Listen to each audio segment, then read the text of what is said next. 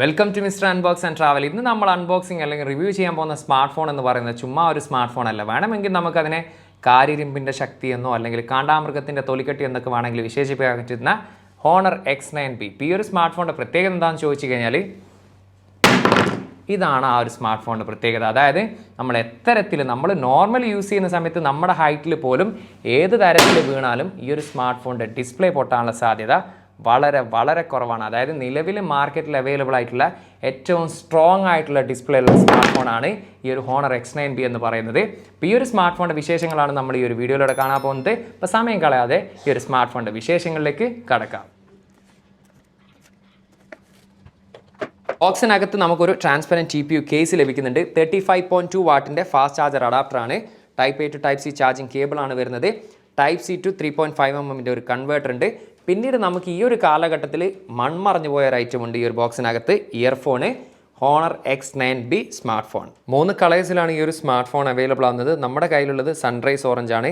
ഇതിലാണ് vegan leather material use ചെയ്തിരിക്കുന്നത്. പിന്നീട് വരുന്ന 2 കളർ എന്ന് പറയുന്നത് midnight black, emerald green. Design and build ക്വാളിറ്റിയെ കുറിച്ച് പറയുകയാണെങ്കിൽ സൺറൈസ് ഓറഞ്ചിൽ ഉപയോഗിച്ചിരിക്കുന്നത് വെഗൻ ലെതറാണ്. അതുപോലെ തന്നെ കേർവ്ഡ് ഡിസൈനാണ് ഡിസ്പ്ലേയിലും അതുപോലെ പിറകിൽ ഉപയോഗിച്ചിരിക്കുന്നത്. അതുകൊണ്ട് തന്നെ നല്ല രീതിയിൽ ഇത് ഹാൻഡിൽ ചെയ്യാൻ സാധിക്കുന്നുണ്ട്. 7.98 mm ആണ് ഇതിൻ്റെ ബോഡി തിക്നെസ്. 185 gram ആണ് ഇതിൻ്റെ ബോഡി വെയിറ്റ് വരുന്നത്.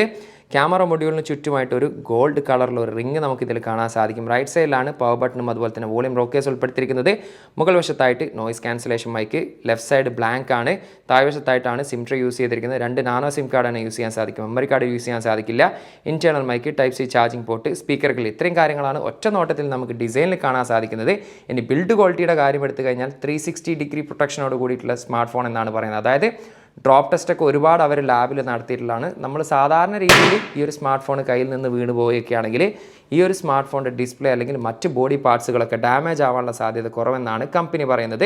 അപ്പോൾ ആ ഒരു ബിൽഡ് ക്വാളിറ്റി വൈസ് നോക്കുകയാണെങ്കിൽ one of the toughest display അല്ലെങ്കിൽ one of the toughest smartphone എന്നുള്ള രീതിയിൽ നമുക്ക് വേണമെങ്കിൽ ഈ ഒരു സ്മാർട്ട് ഫോണിനെ വിശേഷിപ്പിക്കാം. ഡിസ്പ്ലേ കുറിച്ച് പറഞ്ഞാൽ 6.78 ഇഞ്ചിൻ്റെ AMOLED ഡിസ്പ്ലേ ആണ് വരുന്നത്. കർവ്ഡ് ഡിസ്പ്ലേ ആണ് വരുന്നത്. 120 Hz ആണ് റിഫ്രഷ് റേറ്റ്. ഫുൾ HD+ ആണ് റെസൊല്യൂഷൻ. 1200 nits ആണ് ഇതിൻ്റെ മാക്സിമം ബ്രൈറ്റ്നസ് ലെവൽ. അതുകൊണ്ട് തന്നെ വെളിയിലൊക്കെ പോയാലും അത്യാവശ്യം നല്ല രീതിയിൽ തന്നെ നമുക്ക് ഇതിൽ ഡിസ്പ്ലേയിലെ കാര്യങ്ങൾ നമുക്ക് റീഡ് ചെയ്യാൻ സാധിക്കുന്നുണ്ട്. 429 പിക്സൽ പെർ ഇഞ്ചാണ് ഡെൻസിറ്റി. അതുകൊണ്ട് തന്നെ വളരെ ഷാർപ്പായിട്ടും ഡീറ്റെയിൽ ആയിട്ടുള്ള ഡിസ്പ്ലേ ആയിട്ട് തന്നെയാണ് കാണാൻ സാധിക്കുന്നത്. ഇനി പക്ഷേ ഇതൊന്നുമല്ല ഇതിൻ്റെ ഹൈലൈറ്റ് ആയിട്ട് എനിക്ക് തോന്നിയിട്ടുള്ള കാര്യം എന്ന് പറയുന്നത് ഈ ഒരു ഡിസ്പ്ലേയുടെ ഡ്യൂറബിലിറ്റി തന്നെയാണ്. കാരണം അത്രയും ഡ്രോപ്പ് ടെസ്റ്റ് നമ്മൾ നടത്തിയിട്ടുണ്ട്. യാതൊരു തരത്തിലുള്ള സ്ക്രാച്ചസോ അല്ലെങ്കിൽ ഇഷ്യൂസോ കാര്യങ്ങളൊന്നും ഫേസ് ചെയ്യേണ്ടി വന്നിട്ടില്ല. അത്രയും ടഫായിട്ടുള്ള ഡിസ്പ്ലേ തന്നെയാണ് പറയുന്നത്. ഇവൻ കമ്പനി പോലും പറയുന്നത് അൺബ്രേക്കബിൾ ഡിസ്പ്ലേ എന്നുള്ള രീതിയിൽ തന്നെയാണ്. നമ്മൾ നോർമൽ ടൈമിൽ അല്ലെങ്കിൽ നമ്മളൊരു നോർമൽ രീതിയിൽ നമ്മുടെ കയ്യിൽ നിന്നും കാര്യങ്ങളൊക്കെ വീണാൽ ഇത് വീണ് പൊട്ടാനുള്ള സാധ്യത വളരെ കുറവുമാണ്. ഇപ്പോൾ നിലവിൽ മാർക്കറ്റിൽ അവൈലബിൾ ആയിട്ടുള്ള ഡിസ്പ്ലേയുടെ കാര്യം എടുത്തു കഴിഞ്ഞാൽ ഏറ്റവും സ്ട്രോങ്ങസ്റ്റ് ആയിട്ടുള്ള ഡിസ്പ്ലേയിൽ ഒന്ന് തന്നെയാണ് ഈ ഒരു സ്മാർട്ട് ഫോണിൽ നമുക്ക് കാണാൻ സാധിച്ചത്. Qualcomm Snapdragon 6 Gen 1 എന്ന് പറയുന്ന 5G ചിപ്സെറ്റാണ് ഈ ഒരു സ്മാർട്ട് ഫോണിൽ വരുന്നത്. 4 nm ടെക്നോളജിയാണ് യൂസ് ചെയ്തിരിക്കുന്നത്. ഒക്ടാ കോറിൽ 2.2 GHz ആണ് ക്ലോക്ക് സ്പീഡ്. Adreno 710 ആണ് ഇതിൽ ഉപയോഗിച്ചിരിക്കുന്നത് GPU. ഈ ഒരു കുറച്ച് ദിവസം യൂസ് ചെയ്ത എക്സ്പീരിയൻസിൽ പറയുകയാണെങ്കിൽ പറയത്തക്ക രീതിയിലുള്ള ഇഷ്യൂസ് ഒന്നും ഫേസ് ചെയ്യാതെ വളരെ സ്മൂത്ത് ആയിട്ടും ഫാസ്റ്റ് ആയിട്ടും ഈ ഒരു സ്മാർട്ട് ഫോൺ എനിക്ക് യൂസ് ചെയ്യാൻ സാധിച്ചിട്ടുണ്ട്. 12GB റാമിൽ 256GB എന്ന് പറയുന്ന മെമ്മറി വേരിയൻ്റാണ് അവൈലബിൾ ആകുന്നത്. റാം ടർബോ അല്ലെങ്കിൽ റാം എക്സ്പാൻഷൻ എന്നുള്ള രീതിയിൽ നമുക്ക് അപ് ടു 8GB വരെ ഇതിൽ അധികരിപ്പിക്കാൻ കൂടി സാധിക്കും. ഇനി നെറ്റ്വർക്ക് സൈഡിൽ നോക്കുകയാണെങ്കിൽ ഡ്യുവൽ 5G ബാൻഡ് ഇതിൽ സപ്പോർട്ടാണ്. ഡ്യുവൽ 4G LTE ഇതിൽ സപ്പോർട്ടാണ്. ബ്ലൂടൂത്തിൻ്റെ 5.1 വേർഷനാണ് ഇതിൽ ഉപയോഗിച്ചിരിക്കുന്നത്. NFC ഈ ഒരു സ്മാർട്ട് ഫോണിൽ സപ്പോർട്ടാണ്. ആൻഡ്രോയിഡ് 13 ഈ ഒരു സ്മാർട്ട് ഫോൺ പ്രവർത്തിക്കുന്നത്. മാജിക് UI വരുന്നത് 7.2 ആണ്. ചെറുതായിട്ട് ആഡ്വേഴ്സും ബ്ലോട്ട്വേഴ്സും കാര്യങ്ങളൊക്കെ നമുക്ക് ഇതിൽ കാണാൻ സാധിക്കുന്നുണ്ട്.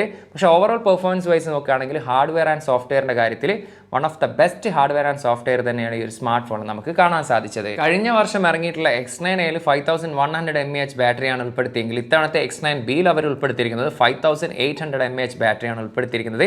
പക്ഷേ കഴിഞ്ഞ വർഷം 40 വാട്ടിൻ്റെ ചാർജർ കൂടെ കൊടുത്തിരുന്നെങ്കിൽ ഇത്തവണ അത് 35 വാട്ടിൻ്റെ ചാർജറാണ് അവർ കൊടുത്തിരിക്കുന്നത്. അത് ഉപയോഗിച്ചുകൊണ്ട് ഏകദേശം 1 മണിക്കൂറും 10 മിനിറ്റിന് മുകളിൽ എടുക്കുന്നുണ്ട് 0 to 100 ചാർജ് ചെയ്യാൻ. എനിവേ ഓവറോൾ ബാറ്ററി പെർഫോമൻസിൻ്റെ കാര്യം എടുത്തു കഴിഞ്ഞാൽ നമ്മളൊരു ഹെവി യൂസർ ആണെങ്കിൽ പോലും നമുക്ക് ഒരു ദിവസത്തിന് മുകളിൽ ഈസി ആയിട്ട് ഈ ഒരു സ്മാർട്ട് ഫോൺ യൂസ് ചെയ്യാൻ സാധിക്കുന്നുണ്ട്.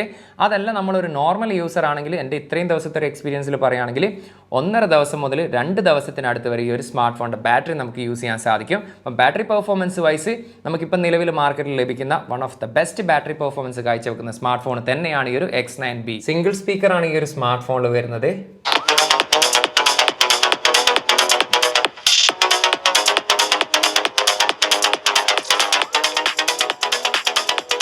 സിംഗിൾ സ്പീക്കർ ആണെങ്കിലും അത്യാവശ്യം ലൗഡി ആയിട്ടുള്ള ഔട്ട്പുട്ട് തന്നെ നമുക്ക് കേൾക്കാൻ സാധിക്കുന്നുണ്ടെങ്കിലും ഈ ഒരു പ്രൈസ് സെഗ്മെന്റിൽ സ്റ്റീരിയോ സ്പീക്കേഴ്സ് കൊടുക്കാത്തത് ഒരു പോരായ്മയായിട്ട് തന്നെ തോന്നിയിട്ടുണ്ട്.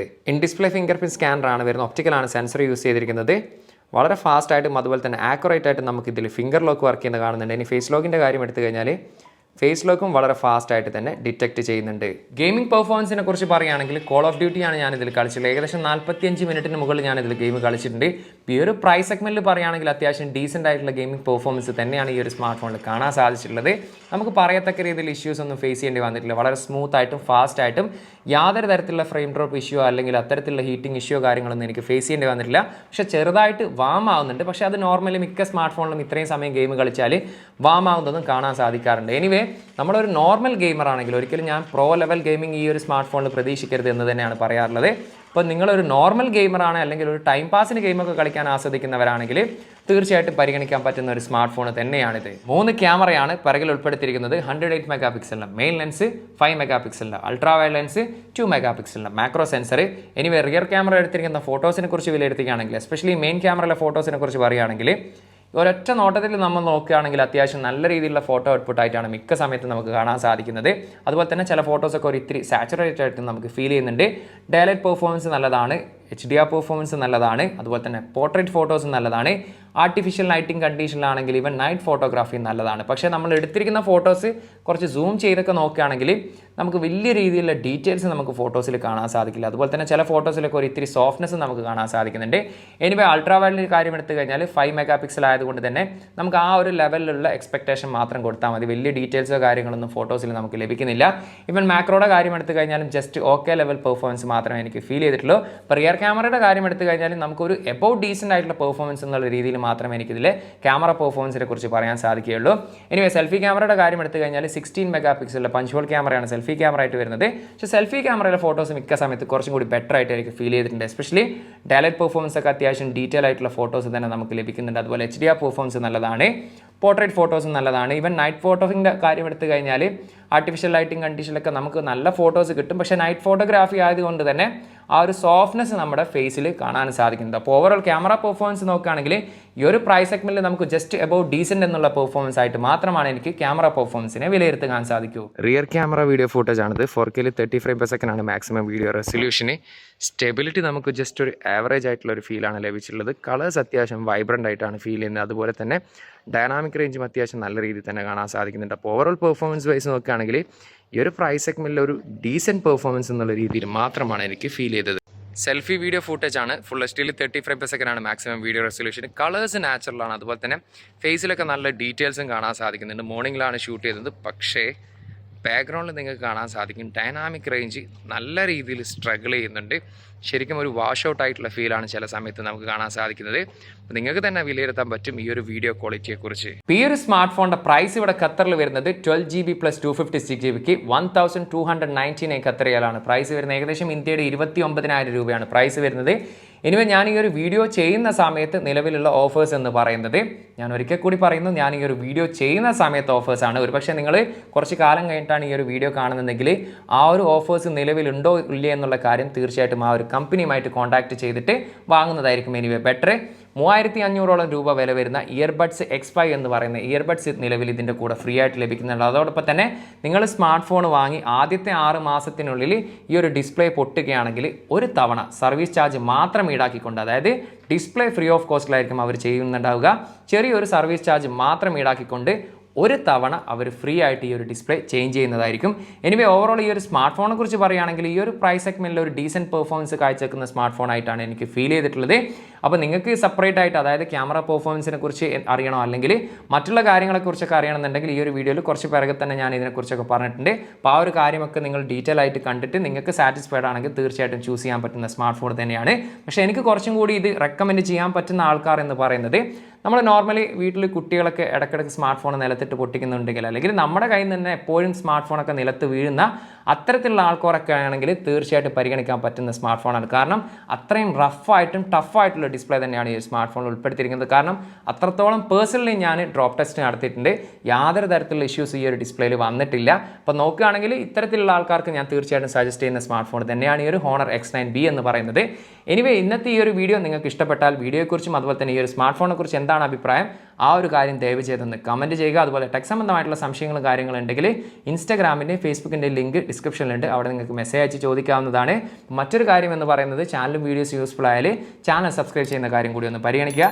അടുത്ത വീഡിയോയിൽ എന്നെ സംബന്ധിച്ച് അല്ലെങ്കിൽ നമ്മുടെ ചാനലിനെ സംബന്ധിച്ച ഒരു പ്രത്യേകത എന്ന് പറയുന്നത് അടുത്ത സ്മാർട്ട് ഫോൺ എന്ന് പറയുന്നത് നമ്മുടെ ചാനലിലെ 100ാമത്തെ സ്മാർട്ട് ഫോൺ ആയിരിക്കും നമ്മൾ അൺബോക്സ് ചെയ്യുന്നുണ്ടാവുക. മറ്റൊരു പുതിയൊരു വീഡിയോയിൽ കാണാമെന്ന പ്രതീക്ഷയിൽ തൽക്കാലം ഞാൻ വിട പറയുന്നു. സെയ്ദ് ഇർഷാദ്.